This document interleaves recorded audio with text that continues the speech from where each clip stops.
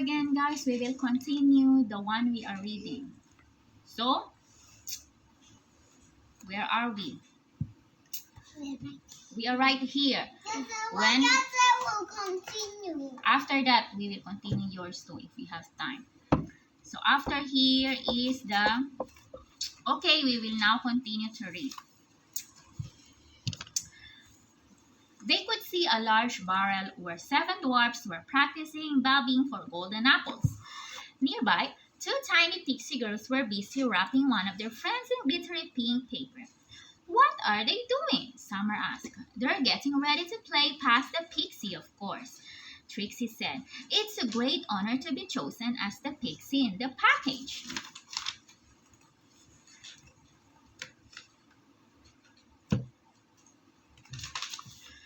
Ellie grinned as she spotted a cheeky-looking imp drawing a unicorn on a wall. When the picture was complete, the unicorn stamped its hooves and nodded its regal head. Wow, it's so beautiful. Let me guess, she smiled. Pin the tail on the unicorn? Trixie nodded. You stay still. Trixie nodded. We also have musical thrones and blind brownies bluff. Then, of course, there's musical statues, but I made the gnomes promise to change the guests back to normal right after the game is finished this time. Trixie shook her head. It's really no fun being a statue for too long. I hate staying still. Ellie and Jasmine laughed, but Summer's forehead creased with worry. What are we going to do? The party starts soon and we still haven't found the Thunderbolt. We just have to keep looking, Trixie said. We know it has to be somewhere around the palace. Malice's nasty magic will reveal itself soon enough. Suddenly, a loud burst of laughter whipped through the air. What was that? Ellie asked urgently. Is it Queen Malice? Trixie crinkled her little brow. No, it didn't sound like her. The wild laugh sounded again. It's coming from over there, Summer said, pointing to an iron gate with ivy curling over the top. That's the outdoor theater where the king's royal performers are putting on a show to begin the birthday celebrations, Trixie said, flying toward the arch entrance. Come on, we need to find out what's happening. Ellie, Summer, and Jasmine raced toward the archway and then stopped in horror. There, sticking in the ground next to the entrance, was a jagged black thunderbolt. Uh-oh, that is the one they're looking for. Malice's nasty surprise. This is another chapter. As Ellie, Summer, and Jasmine stared at Queen Malice's horrible thunderbolt, another loud laugh came from the theater. We have to find out what trouble the thunderbolts caused, Ellie exclaimed. At least someone sounds happy, Summer said hopefully. They stepped through the gates. Rows of marble seats led down to a wide stage. All around them, performers lay in heaps, tears streaming from their eyes. We've got giggles.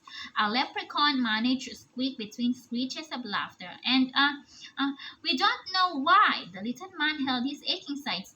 The show starts in half an hour, and all of our scenery has been covered with black paint. Trixie looked angry. Queen Malice, she's trying to ruin the show. She tapped her ring and chanted a spell. With this magic, hear my plea. Stop laughing and act normally. A shower of purple glitter spread through the air and settled on the performers, but they still couldn't stop laughing. Malice's magic is much too powerful for me. We're going to have to cancel the performance. Trixie shook her head. Please, Ensign. Trixie shook her head in despair. It was supposed to be the grand opening to the party. King Mary's palace is usually full of laughter, and Queen Malice has turned that into a bad thing. King Mary will be heartbroken. Wait, Jasmine said. We can't let Queen Malice win. Maybe magic isn't the only way to stop her. What do you mean, Jasmine? Summer asked. The 4 of us can put on the show ourselves, Jasmine announced. Ellie nodded, a smile stretching across her face. If you can get me some paint and brushes, I can easily paint some new scenery. And I can write you a song to perform, Jasmine. Jasmine glanced over at the giggling performers. I think we'll need a dance as well. I can make something up. Trixie's face bloomed with happiness. And I'll help you all in any way I can. First, paint and brushes. Trixie tapped her ring and instantly several brushes and pots of bright colors appeared. Ellie knelt down and gathered them up. Perfect! She hurried over to the stage, stepping over a giggling elf. There were six backdrops at the rear of the stage. Ellie shook her head in disgust as she saw that they had all been covered with big splashes of black paint. Ellie squeezed her eyes shut and tried to remember all the wonderful places she'd seen from the back of her swan. In no time at all, she had painted a whole new scene showing the mermaids she had seen in the beautiful greenish blue sea. One down, five to go, Ellie said to herself determinedly. Meanwhile, Jasmine had started practicing some tricky dance moves. Her face was serious as she concentrated on making the steps as polished as possible. Summer chewed on a pencil as she tried to think of lyrics for a new song. She looked up at the sky, hoping that the words might jump into her head. Her eyes widened. Even though it was daytime and the sun was shining, she could also see shooting stars and the moon glowing brightly in the sky. She blinked as she saw a face appear in the white surface of the moon and winked down at her. Summer smiled and eagerly scribbled something down. She knew exactly what the song's chorus would be. Trixie whistled between the girls, helping. Can you sit properly, Kache? Trixie whizzed between the girls, helping out where she could. Finally, the scenery, dance, and song were all finished. Are you listening? We've sorted out the show, but what about the poor performers? Kind-hearted Summer asked. She nodded at the actors, stagehands, and musicians, who were still lying on the ground giggling. At least they're happy. Trixie smiled as an elf gave a squeal of laughter. But we need to get them backstage and quickly. The king's guests will be here soon. She tapped her ring and conjured up some floating stretchers which carried off the giggling performers. Trixie and the girls quickly followed them. From the wings of the stage, they watched as the guests took their seats. The audience let out a huge cheer as King Mary arrived, wearing his ceremonial robes, which were so long they almost tripped him as he walked. Trixie floated behind him, holding up the enemy's robes like a wedding dress as he made his way to his seat, looking very excited. Trixie tapped her ring and two spotlights burst to life. It's showtime, she said. Jasmine took a deep breath and marched out into the stage. She felt braver when she saw Ellie's beautiful backdrops with their paintings of mermaids, glittering golden beaches, and snow-capped mountains. From the wings, Summer and Ellie peered into the crowd. They had never seen an audience like it. To the right, there were two real-life unicorns. To the left, a group of fairies with bright, shimmering wings whispered excitedly.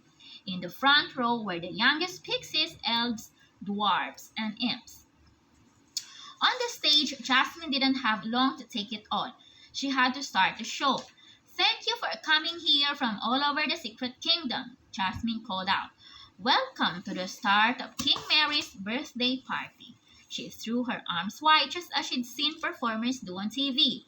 The audience cheered in approval. Whispers rippled through the crowd. Trixie grinned at Summer and Ellie. The crowd loves her. I don't think they've ever seen a human girl before. We have quite a show for you tonight, Jasmine continued. But first, I must tell you about something that almost stopped it from going ahead at all. King Mary's face went pale, but Jasmine caught his eye and winked reassuringly. She swiftly explained how Queen Melissa's magic had given the royal performers a bad case of the giggles and damaged the scenery. My friends, Summer, Ellie, Trixie and I have put together a new show for you, Jasmine said with flourish. We're not going to let Queen Malice ruin the king's birthday, are we? No, the crowd roared. That's the spirit, Jasmine said, beaming at the crowd. We have a very special song for the king, but before I start, I think I need some backup singers. Summer and Ellie, will you come out and join me? Summer felt her cheeks go warm. She reached up quickly to twirl one of her braids. I can perform in front of all those people, she whispered. Yes, you can. Come on. She dragged Summer onto the stage and Trixie conjured up microphones for them both. Jasmine grinned at her friends. Trixie, hit it! Trixie tapped her ring and all at once the instruments floated up from the sides of the stage and began to play a cheerful melody. With one more burst of glitter from Trixie's ring, another sparkly microphone appeared in the air, and Jasmine caught it. The three girls began to sing summer song. It was all about the secret kingdom and the places the king loved best. The audience thought it was wonderful and soon started singing along with the chorus. After this, the secret kingdom is a magical place. Even the moon has a smiley face. The king's birthday will be a day of fun. Malice's meanness will be undone.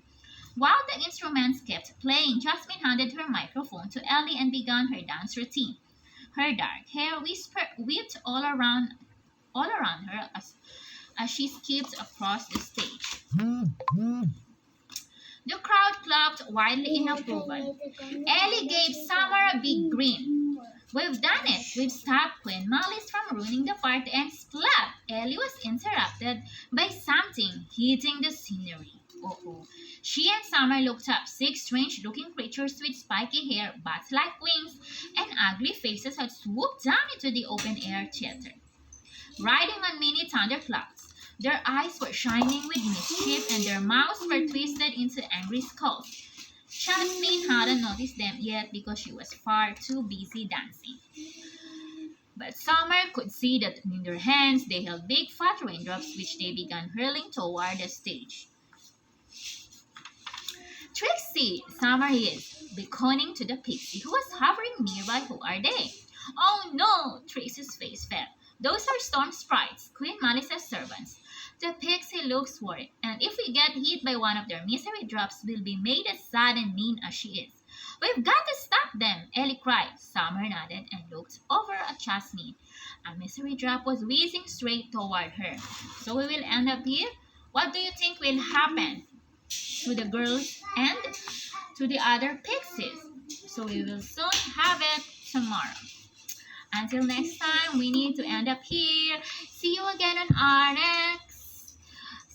on the next chapter of our book. Bye-bye.